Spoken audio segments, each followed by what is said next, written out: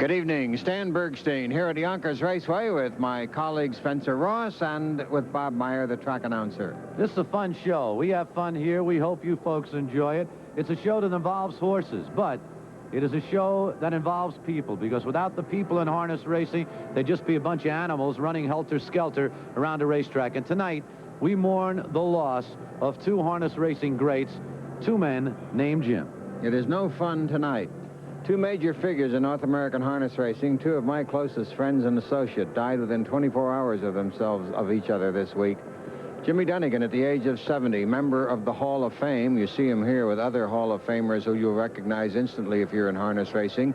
The founder and president of Buffalo Raceway, a racing man in the fullest and finest sense of the word, and one of the closest and truest and most loved of my friends for 25 years. Doc's fellow will be racing here tonight, but in the driver's program, you will not see the name of Jim Rankin. Jim Rankin, dead at the age of 33, an automobile accident that took place in Pompano, Florida. He's been my trainer and driver and my partner and friend for the last 5 years, but more important than any of those, he was probably one of the most promising men in the sport of harness racing.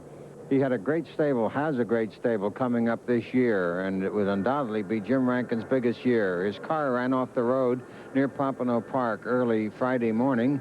He leaves his wife, Kit, his daughter, Karen, 5, his son, David, 3, and we mentioned the Dunningan family, our condolences to them, Jimmy's wife, Mary, and his sons, Edward and Jimmy Jr., Joseph, John, and Margaret, their daughter.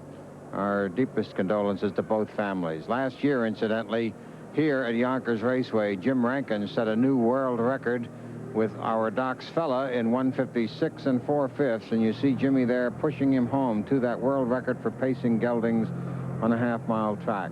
And perhaps the greatest tribute that I can give to Jim Rankin. I knew the man. He was a wonderful human being.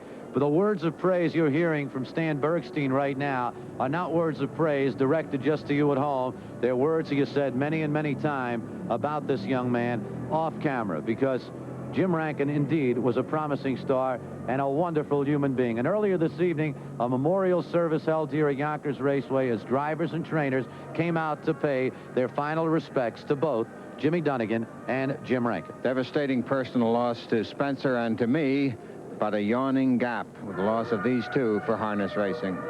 Both of them would say at this point, okay, fellas, that's enough. Let's get on with